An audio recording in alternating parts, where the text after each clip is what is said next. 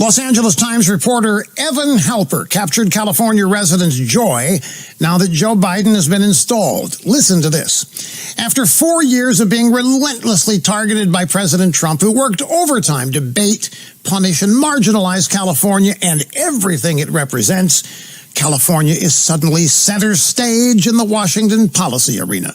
California is the new think tank for the Biden-Harris regime. Instead of Make America Great Again, the Biden-Harris plan is to make America California again. Now let that sink in. California, where businesses are taxed to death, where immigration laws are flouted, illegal immigrants are given sanctuary and all the welfare benefits they can collect, where environmentalist wackos prevent forest management so deadly fires routinely destroy millions of acres. California, where failing schools and high crime are the norm in Los Angeles, where San Francisco tourists used to get maps to help them avoid piles of human feces in the streets, until the entire state economy was locked down for the coronavirus, destroying small businesses and jobs by the thousands. But where Nancy Pelosi could still get her hair done, Gavin Newsom could party at an upscale restaurant when you couldn't. Make America California again? Well, that's a dream come true to hardcore leftists who think rampant, out-of-control socialism is a good thing. But to real America, it's just a coming nightmare. Donald Trump came to the Detroit Economic Club and stood there in front of the Ford Motor executives and said, if you close these factories as you're planning to do in Detroit and build them in Mexico, I'm going to put a 35% tariff on those cars when you send them back, and nobody's going to buy them. It was an amazing thing to see. No politician, Republican or Democrat, had ever said anything like that to these executives. And it was music to the ears of people in Michigan and Ohio and Pennsylvania and Wisconsin, the Brexit states.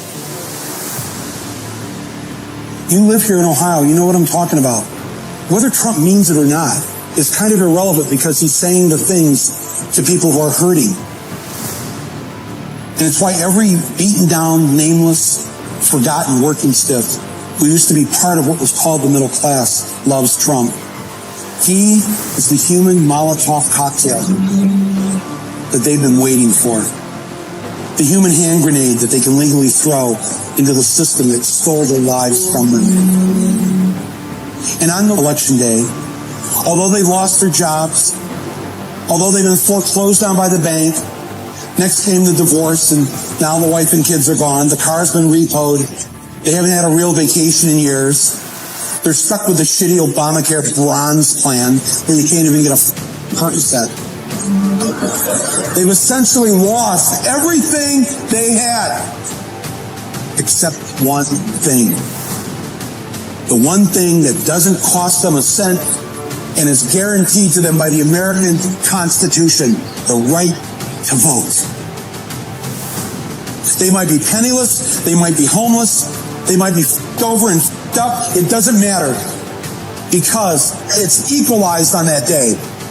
A millionaire has the same number of votes as the person without a job. One. And there's more of the former middle class than there are in the millionaire class. The dispossessed will walk into the voting booth, be handed a ballot, close the curtain, and take that lever, or felt pen or touchscreen, and put a big X in the box by the name of the man who has threatened to upend and overturn the very system that has ruined their lives. Donald J. Trump. They see that the elites who ruined their lives hate Trump. Corporate America hates Trump. Wall Street hates Trump. The career politicians hate Trump. The media hates Trump after they loved him and created him, and now hate him. Thank you, media. The enemy of my enemy is who I'm voting for. You, Joe Blow, Steve Blow, Bob Blow, Billy Bob Blow, all the blows get to go and blow up the whole system because It's your right. Trump's election is going to be the biggest feud ever recorded in human history. And it will feel good. Rain or shine, I'll be voting for Donald Trump on election day. Tornadoes, hurricane, I don't give.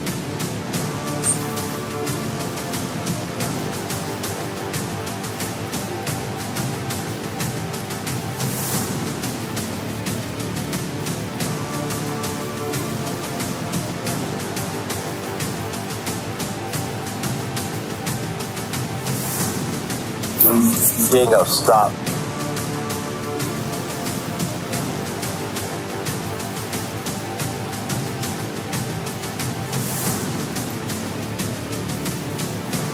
And if there's a tornado dropping in the background, I don't give a shit.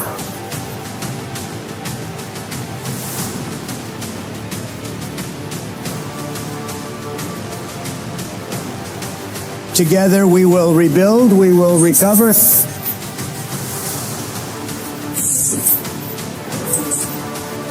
Please keep your faith, hold strong, and look out for one another. We will come back stronger, bigger, better than ever before. I'm walking to my polling station. I'm gonna cast my damn vote. Let's go. Let's go, indeed. Hope you guys liked that little intro that I spliced together from a couple different pieces. It kind of gave me chills myself as I was editing that. I couldn't believe I found that clip. I'm going to tell you exactly what the pieces were. We had a clip of Rush Limbaugh saying, I don't want you to make America California. That was obviously before Mr. Limbaugh passed away, and he was dead on then, and he's dead on now, no pun intended. We do not want to see America become California. It's insane what's going on out there. We don't want that here. It was so appropriate based upon what Trump is doing today. And then the next piece, believe it or not, that was indeed Michael Moore narrating a short clip about Trump. But it was from years ago, and it's more appropriate now. It was absolutely correct. The media hates him. They hate you. They hate me. The deep state. Everybody hates everything about Trump and Trump's followers. They hate you. They don't want us to even be in existence. Who knows what they're going to try in the next 25 days or maybe even longer once he gets elected? What are they going to try? Barry, what does NCSWIC stand for? No one can stop what is coming. Right now, today, tonight, with everything that's going on, I can confidently say no one can stop what is coming. Now, some people may hear this and go, oh my God, he's talking about that 17th letter of the alphabet and he's spreading rumors. No, I'm just telling you how I feel. Depending upon estimates, what you're going to see tonight is anywhere between 50,000 and 100,000 people out in this ranch in Coachella, California. If I'm going to see 50 to 100,000 people in Coachella, that is telling me. It's not telling me he's going to win California because Gavin Newsom is going to do whatever he needs to do to make sure he does it. But what it does tell me is nobody can stop what is coming. This thing is its own groundswell, and it's just beginning to take on a life of its own, and it's beginning to grow and grow and become powerful. And all the October surprise stuff, because they basically spent their load trying to attack Trump over the last 8 years, all of the incoming shelling is hitting the Democrats. There was one feeble, weak attempt to go after Trump today. You want to know what the weak attempt that they tried to call out Trump on? You ready for this one? Oh my God. And this was a major news site. I don't remember which one. Trump called Kamala Harris a retard. Breaking news. Trump called Kamala Harris a retard. That's what you got? That's what you're swinging fences at? Then I know you can't stop what's coming. Michigan, or one of the states, Michigan, I believe, that tried to not hire any conservative or Republican poll watchers, got overturned. It got completely overturned by the appellate court in Michigan. So now they've got to rush and hire an equal amount of conservatives. Oops, sorry. That's how it's going to fall. That's what we got to do. And then, the biggest breaking news of the night. And I have to be very, very delicate here, because I can't actually say it. So I'm going to use all kinds of innuendos here, and I'm going to hope you guys can fill in the blanks. I'm going to look here at the the comments and see if you guys can fill in the blanks. All right. Tampon Tim. News is coming out, and I wanted to wait all day and see who's going to pick up this story. This person, I don't know them. I can't really see if they're credible. This person, they're just repeating things. I'm not really sure it's credible. Then I saw a couple credible people come out and say, there's trouble with Tim Walz. And then I saw another one where it said that the trouble that Tim Walz is having is now marched itself into prosecutors' offices and is telling prosecutors the trouble they had with Tim Walz. So I'm gonna euphemize here, but you can use your imagination. You're all adults. That trouble that Tim Walz had was trouble back-ending a little boy. Yeah. I think you can fill in the blanks here. You can fill in a whole bunch of stuff. I don't got to say the words. Oh, and the boy was underage. Oh, yeah. And that's starting to bubble up really bad. And it involved, allegedly, is that the word? Is that how we say it now? When we're not really sure, we say allegedly, so nobody can say you're defaming them. But it's beginning to groundswell. Let me just show you something, and perhaps you can, infer or read yourself. And all I want you to do is go to Twitter when you get a chance, because that's the only place you can speak freely.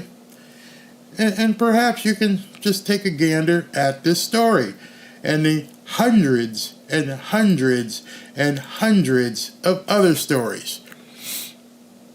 The 1st of October surprise, CCP agent Tim Walz, also known as Touchdown Timmy, blankety blank blank blank. Read it. Tim Walz is accused of blankety blanking a high school kid during his time as a high school so-called football coach. The claim suggests that Tim Walz took the high school kid to one of those kind of establishments. Not there's anything wrong with that, and engaged in so-called inappropriate behavior while the kid spent the night at his house. So essentially had one of those Michael Jackson moments, with the Jesus juice and stuff. That's what we're being told. I think it's going to take a lot more than that, but they got pictures.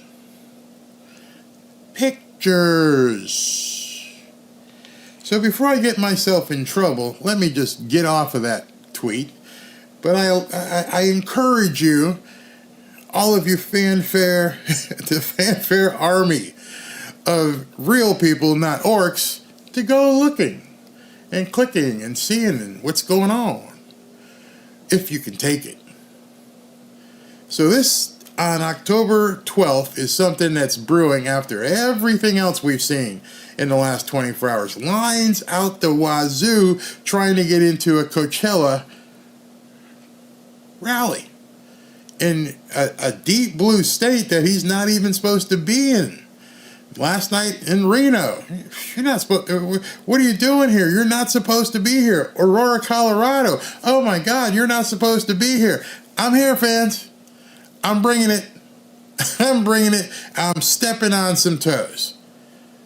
Will he turn Colorado? Will he turn California? I don't think so. I hope so, but I don't think so. I think they'll do anything to keep those states. But again, as I said yesterday, all day, it's not about having to turn California. It's not about having to turn Colorado. It's about a lot of people in the middle, independents, seeing that this guy brings fire and talks about America being a better place and is focused on that versus the craziness of the Kamala campaign. It's so bad with Kamala right now. You guys are probably bringing up when you start looking. There are already rumors about them replacing Tim Walz on October 12th. How in the hell are you going to now replace him with somebody else without your campaign looking like somebody literally threw a hand grenade into it? Like Michael Moore said. This, and I've told you over and over and over and over and over and over and over, this thing is a landslide. It's over. It's kaput. It's done. The only asterisk is how much can they fudge? How much can they do to really hurt? And it's looking extremely tough for them. I told you months and months and months ago, watch the blacks. Watch the black vote. So they trotted out Obama yesterday, and it didn't go well whatsoever. In fact, the blowback is still happening everywhere you turn. You even had, I showed it last night, you even had CNN going, this is BS. You don't come out and tell people they have to vote for Kamala because she's black. Is that we have not yet seen the same kinds of energy and turnout in all quarters of our neighborhoods and communities as we saw when I was running. Now, I also want to say that seems to be more pronounced with the brothers. They need to appeal to the needs of the voters. And so when I was a delegate for President Obama in both of his elections in Ohio, right now the vice president is down 11 points in Ohio, even though I fully expect President Trump to take Ohio as he did twice, but to be down 11 points compared to President Biden, that is a problem. But this other issue I want to bring up is a problem too. Why are black men being lectured to? Why are black men being belittled in ways that no other voting group? Now, a lot of love for former President Obama, but for him to single out black men is wrong. And some of the black men that I have talked to have their reasons why they want to vote a different way. And even if some of us may not like that, we have to respect it. So unless President Barack Obama is going to go out and lecture every other group of men from other identity groups, my message for Democrats is don't bring it here to black men who, by and large, don't vote much differently from black women. My allegiance is to my skin color, and you need, and a former president came out and said, forget everything else, vote for the black woman, even though she's not black. Hopefully she's a woman, although she can't define what's a woman. So I can't tell you. I can't help you. We know Timmy can't. And Timmy's trying to do interviews and getting tied up all over the place. Did an interview with Michael Strahan. Say, hey, the other day you said that you want to overturn the Electoral College. Oh, did I say that? Oops, orca. My feeling is the same as the campaign's feeling, is the same as the other guy. They don't make any sense. They're literally trapped animals, which are dangerous animals. She goes to the Univision thing, town hall, and more is coming out that the people, listen to this one, the people in the audience didn't just get the questions, The people in the audience were flown in to be a part of the audience so she wouldn't get any wild questions. And then, of course, tomorrow night at 7 o'clock, the world will tune into what has already been seen as a fraudulent interview. 60 minutes, you're done. You're absolutely done. Never mind why would anybody watch it, but now we all know you cheated. So this week has been very, very bad. Very, very bad for the Kamala camp. And it just keeps getting worse. You see, when you took every opportunity to come after this man called Donald Trump, and you tried to take him out, and in 2020 you used everything you could muster to basically try to tell us that he lost. And then you're told us we can't even talk about it because if you talk about it not being a win for Joe, then you're being an American. Yet now, you've got people like Jamie Raskin out there saying, we're not going to certify him if he wins. We're going to have to look into things. Funny. I thought you said it's bad to challenge elections. And then on top of that, they're talking about bringing the misinformation minister back again. On the very same show of MSNBC that was spewing misinformation. It's bad. It's bad. It's public. We all see it. It's not going to change. No one can stop what is coming. I firmly believe that. And so we're about to see something happen tonight, which is going to be epic. I don't remember any politician in my lifetime. I don't even think Reagan drew this many people in California, back when Californians actually were able to vote freely. But Trump, knowing what's happening, is making a statement. He's making a statement that nobody can deny. There's nothing he's at a ranch in the middle of California.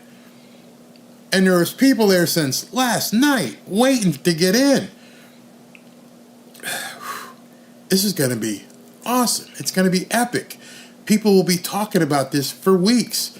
And meanwhile, Kamala's over here doing whatever she's doing. She's absolutely in free fall. At this point, she should just wave the white flag and go, you know what? I'm done. I don't even know why I'm going through the motions at this point, because that is what she's doing. She's going through the motions. Nothing has said. How do you know this? Let me just tell you this. There is nobody else they can bring out of the bullpen. They brought out Oprah. They brought out The View. They brought out Obama. And nothing is helping. They brought out the top Democrat operative in the stable, Barack Obama, and he whiffed. Not only did he whiff, he pissed people off. Where do you go from there? Now you're on your own. You're going to bring out Bill Clinton? Most of the people under 30 or so who would be voting in this election don't even know who the hell Bill Clinton is. He's too old. He's not. How do you take somebody out of mothballs who hasn't been on the road, all of a sudden put them out there and go, hey, go stomp for me? Well, they don't even know who I am. And I'm going to make a good speech to the same people who would be watching you. I'm not hitting any independents. I'm not hitting anybody new. He's been out of office. Man, the guy's old. Old. Used up. Literally. So you tell me who she's going to turn to. This is the closing run. Trump's got some amazing rallies planned. Of course, the final one being in New York City. He's going to blow the doors off of it. It's going to be epic.